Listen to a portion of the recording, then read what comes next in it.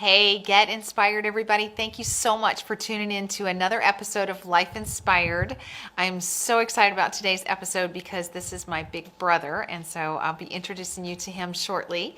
But first, I want to remind you, if you've never tuned into Life Inspired before, these are stories about how and why people are following God. Typically, life was going along, and then God stepped in and did something, a ... moment in your life that turned your trajectory, and now things look really different. Most people have several turning points. My brother has a big one that's recent, and he's still on his journey. And so for him to be willing to share right now when he doesn't feel like he's arrived at his new location, I'm just so excited and thrilled. These episodes are available on our YouTube channel and on our Facebook page, and also at lifeinspiredshow.com. And so you can share these with people that you think need to hear this story. So please like our Facebook page and subscribe to our YouTube channel, and feel free to share in any of those three ways that you can get this story out to whomever needs to hear it. My big brother, Rick Troth.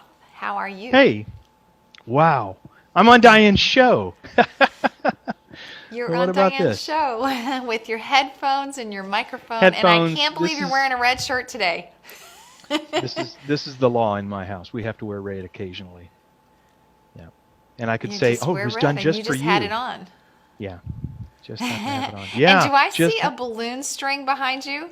you do. That was a surprise for my birthday. I got a parade. We're cooped up Yep. in the house, and my kids conspired with a certain other family member in Granger, as well as some local friends, I don't know and who that could have been.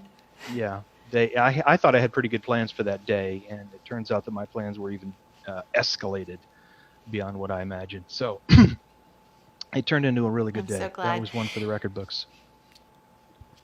It made me Yeah. cry. I was very, very happy and delighted at God's honoring of your birthday in quarantine. Hmm. So my brother is a social person. My brother is an extrovert and loves to be around people. And so quarantine's been a bit tough. I don't know if when we actually get to show this, when you guys watch it, I don't know if quarantine restrictions will have been lifted or not. But at the time that we are recording, Oh, they will. we are in quarantine. They will be lifted. We They know will they will be lift, lifted. They yes. will be. Yeah, Okay. they will. Yes. I just don't know if they'll be lifted at the time that our audience is watching. So what do you want to share about a backstory before December's big ... moment in your life? What backstory would you like to share about? I was blessed to marry a gal that I knew from a church where our dad pastored. She, I keep wanting to write a blog post that I hit the jackpot because she was just a really terrific lady. And life is not easy. I can't say that everything about life was always butterflies and happy. Roses. But she stuck with me for 33 years. I stuck with her for 33 years. Her family really became my family, and I'm very close to a number of them. I was close to her dad, and we actually lost her dad last summer, and that really kind of hurt. Didn't think we'd then also be losing her. That was a real shock. Let me tell you more about the backstory. We have two fantastic kids, and they are grown now. They both have Yes. terrific jobs and live on their own. Uh, 300 miles from here, although only about 10 miles from each other. So that's kind of weird how that worked out. But it's been good for them that they're close. A I mean, blessing. especially right now. Yes. Yeah, especially right now that they're kind of Right. without mom and trying to cope with that. Um, but yeah, we live in Ohio, which I've often asked, why the heck do I live in Ohio? But for the time being, I live in Ohio, and this is where God has put us. And when we moved here, we actually had a terrific support group for raising the kids. We homeschooled, and we got some great support for that. And Marilyn had that mission, and I had a technical mission. And as things progressed, the mission of homeschooling finished up, and she was increasingly kind of helping out other family members with various things, and I was doing different technical stuff. So kind of wondering what was going on, but we were doing okay, and I was generally happy with life. But then she started having what we thought was a gallbladder problem, and the doctor said, "Wow, your white cell count's really high. You need to go to the ER." So we went to the ER, and they did a wider scan, and they said, "There's a mass on your pancreas and spots on your liver." And 5 weeks and 2 days later, she was gone. So that's a jolt. There's so much about the story that I can't tell in the brief time we have here, because there was a lot of really wonderful things that happened at the time, and I thought she'd recover, but it didn't turn out that way. So that's kind of the backstory. What next? That's the backstory. Yeah. So the turning point is, even though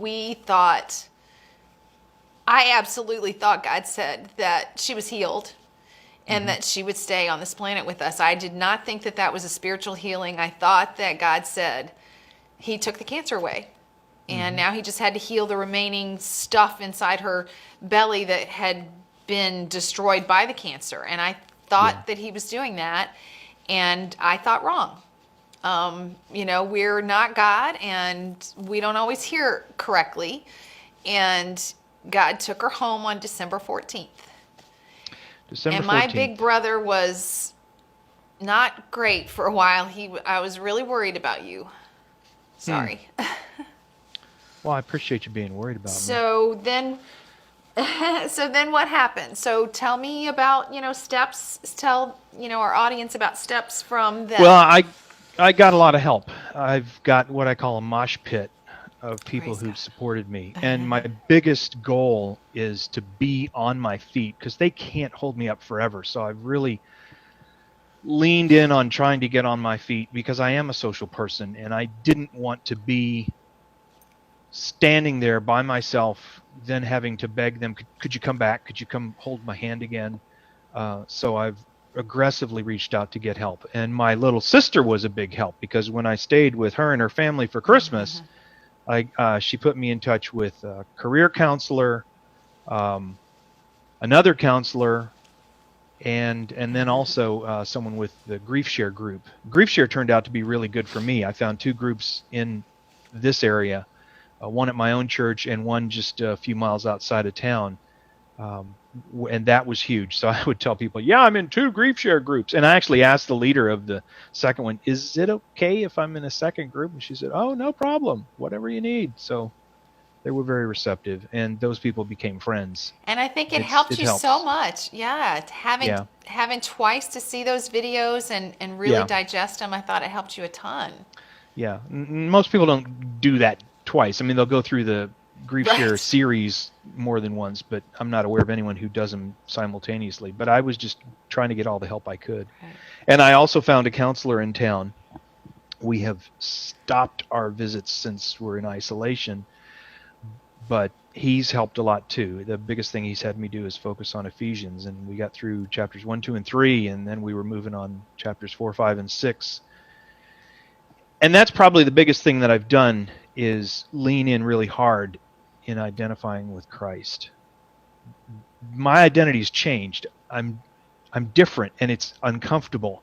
I'm not the same person I was when I was married to Marilyn, and that's kind of awkward, and I'm trying to figure it out. But I've got some really supportive old friends, and I've made a few new friends, and it's really helpful. And I am beginning now to listen to music again. Another thing that had happened just before Marilyn got sick was we encountered a lot of life changes. I mean, we lost her dad last summer. That was a jolt. But I had a change of my role at work. I didn't change jobs, but I got put into a new role, and they shifted me over to sales. Sales. You don't know anything about sales, do you? They're different. Those people think different than I do.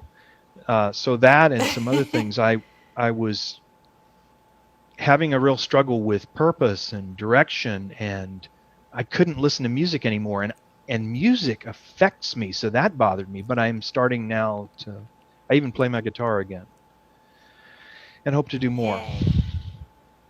Mm-hmm. So I remember when you started with your biblical counselor that he made you read Ephesians, I guess 1, 2, and 3, and then he made you read Ephesians 1, 2, and 3, and then he made you read Ephesians 1, 2, and 3, and you're like, how many times do I have to keep reading this? And I said, I don't Yeah. know, Rick, until you get what he's trying to. So what can you share what you got out of it that he was trying to get you? Because I guess if you moved on to 4, 5, and 6, then you finally must have gotten whatever he was trying to have you see. Yeah, he got to the point where I asked him, we've done this like 4 times already. What am I missing? And he basically wanted me to saturate on that because the first half of Ephesians is the vertical relationship. And it was a struggle at first to recognize that I am accepted, I am beloved, I am saved, I am created for purpose. All these kind of things that I know are true. But on reflection, you're right. That was kind of a dark time. I remember it being difficult. And finally, I got up the gumption and I wrote those I ams on Post-it notes and put them on my bathroom mirror. Not all of them. There are like 30 if you actually count them all. But I put like half a dozen or maybe 10 on my bathroom mirror. And it wasn't easy, but I knew I had to do that. And so I just kind of leaned in. And part of it was that I knew I had to pursue my relationship with Christ. I wanted to become a whole person, even though I'm alone, because wherever my future goes, I have to be that way. And another thing too was a book that Marilyn had read 12 years ago that I wasn't aware of. My daughter Shell had found this book, and then for some reason in December she gave it to me. I said, "What is this?" Well, Mom was reading it. Okay, where'd it come from? It's A.W. Tozer, The Pursuit of God.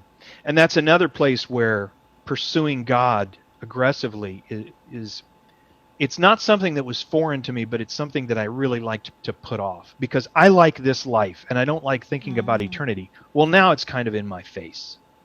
And I won't see Marilyn again until eternity. And that's hard. Sometimes I'm okay. Now, I mean, not at first, but for several weeks now, I have times when I'm okay. And one of the people in the Grief Share group told me that she remembered a time when someone asked, "How you doing?" And she used to say, "Okay." And so one day someone said, "How you doing?" And she said, "Good." And she knew it was a change. My birthday was a good day. That was a good day. I don't know that that was the turning point for me, but that was definitely a good day. And so I'm beginning to see some like that. And it's just really encouraging to me to see some of the stuff that Marilyn had written and noted in Tozer. Some of the stuff in there, that's really about being wholeheartedly committed to Christ, in ways that I wanted to put off before now. So that's something kind of interesting about it. When she was gone several weeks ago, a couple of months ago, I was frustrated and I called it to God. I've been struggling with, all these changes in life and lack of purpose, and I don't even like listening to music anymore. And your solution is to take away my wife? And I don't believe that God took away Marilyn just to do that. But something about Romans 8:28 is that God causes all things to work together for good. And so I do believe that losing Marilyn has led to a side effect that is for my good, and that's forced me to my knees. I told my son Martin in email, I said, not email, this was paper mail, I sent him a paper letter because I do that sometimes. I said, yeah, losing your mom has driven me to my knees, but I'm okay with that. I wish she was here because I miss her, and the loneliness is horrible, but I'm thankful for what's this other side effect that moving forward. Great. Clinging to God. Does that answer your question? Yes, that's awesome. So I just want to I think it was even just yesterday that you said something to me. We were talking about, how human beings are generally selfish, and we come out from our mom like, wow, we need stuff, and feed me, clothe me, bathe me. I'm hungry, I'm uncomfortable, and we're comfort seekers. We just are, as human beings, comfort seekers. And we have, but we're not here for our comfort. He put us on this planet, but we're not here for us. And I heard you say that. We were talking about how sometimes when one loses a spouse, you do feel that hole, and you're, where you were, the two become one flesh, and you were one with someone else, and now you're not. And so you're half a person, and it feels incomplete. And so we seek that completion, and we seek that wholeness. But filling our own wholeness is not what we're here for. We're here to glorify God and to love others, and like you talking about that verticalness from Ephesians, it's just, that's our purpose. And if we can remember that and pursue that, I just heard you saying that yesterday, and I just felt like, wow, he really has come so far from the pain that you were in December and January and even in February. And I know, God has a great future for you. I don't know what all is in it, but you're just clearly well on the path to it. And the fact that you're not there yet is I felt like a great time for you to share your story on Life Inspired, because you got a long way to go yet, right? Don't we all? Yeah, we all have a long way to go. I've got a long way to go. There's so much. Why am I still here? God has left me here for a purpose. I've never been suicidal, but there have been many times when I wished I was dead, because I hate not having Marilyn. It was just so wonderful to be part of that union, and she just really balanced me out in so many ways. And I also just really kind of miss her companionship too. But God has left me here, so why? And I'm okay with pursuing what God wants me to do. Sometimes I don't see it, and sometimes this big empty house is like an albatross. But when I see that God has something for me to do, I have a lot of contentment. It comes and goes. I happened to be looking on my phone for some kind of a file, and I came across a video I had recorded to send to certain relatives in Indiana like 2 years ago. It was Christmas time. At least the date on the file says it was a couple of years ago. And of course it was the four of us. It was Shell, Martin, Marilyn, and me. And so there's Marilyn, and she's not sick, and we're all together, and wow, it was just and it didn't make me cry. It didn't make me sad, but it did make me pause. And I guess that's progress right there, because there have been times when seeing pictures would really make me sad, or even make me angry. There was certainly a time, because you talked about the dark time, but certainly shortly after she left, I was angry at God, because he could have healed her in an instant, And he didn't. And he didn't. He could have, and he didn't. So, and that's a thing I won't understand until eternity. I got to kind of live with that. Right. But I tell you what, God is good all the time, and there are others who are hit. My kids have a lot of similar stuff. The hole's not the same for them as it is for me, but they still have a loss. But they have a hole. Marilyn's mom has a hole. Huge loss. Marilyn's brothers are both really whacked, and her mom especially, because her mom didn't lose just a daughter. She also, like 6 months prior, lost her own spouse, and they'd been married for almost 64 years. So I just, right now, a big thing for me is praying for them. For a time I couldn't pray, but then I started praying again, and now I have a fairly long prayer list, because I just do a sheet of paper for people. Okay, pray for these and pray for those, and it helps. And it's also been really helpful. There are not just the Grief Share group, but also the men's groups. There's one that meets at my house. Well, not right now. We meet online, and meeting online is cool. On Zoom. And your husband's group and Tim Alley, who heads that up, they have welcomed me, and I got to go a couple of times in person. But now they're not meeting in person, so they're meeting online. Hey, can I join? Yeah, sure, okay. And they welcomed me, and those guys have also become friends. It really, really helps to have those friends. It really does. Gotta have mates. My husband says it all the time. Well, Yeah. thank you guys for watching Rick's story. Rick, thank you for sharing your story. I know that my brother would have a Zoom coffee with you anytime. He loves people, he loves others, and he loves God. And And he so if loves you coffee. what's that? He loves coffee. Yes, he does love coffee. All right, Steve Stogdill, we need some Steve Stogdill Victorian Pantry coffee.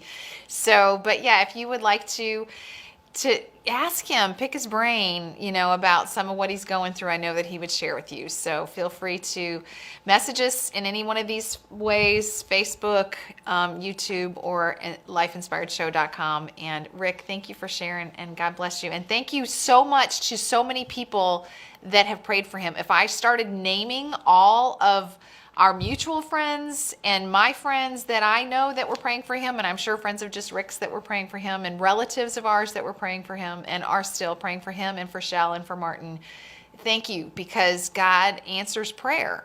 And you guys that need to be praying during quarantine, or if we're past quarantine when this gets aired, prayer works. Keep praying. Even though Amen. God didn't save Marilyn on this planet, he still answers prayers. It's not always the way we want, but he still answers prayers, right? Thanks, Rick. I love you. Love you too. Thanks. All right. Thanks, Facebook and YouTube and everywhere else. Y'all have a great week. Bye-bye.